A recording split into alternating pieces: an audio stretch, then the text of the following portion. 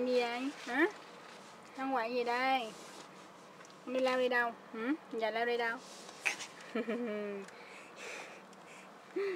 Lao đi đâu vậy ta?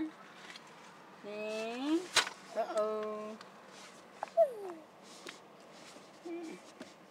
Nay con 10 tháng mấy ngày rồi?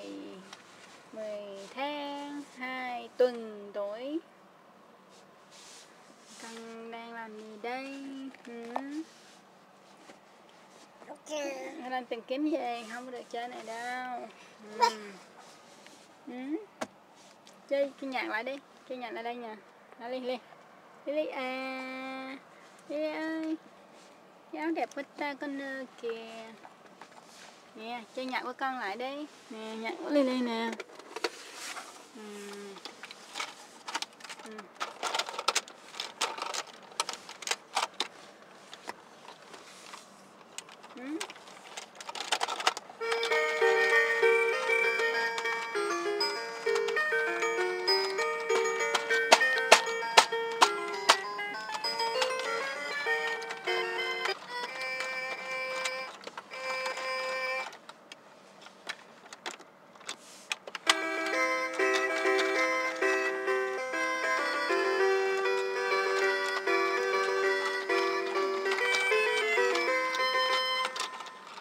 Con đang làm gì đó?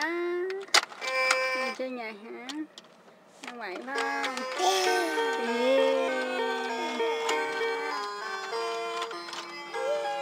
Ba kìa, ba kìa, ba kìa, ba kìa, ba kìa.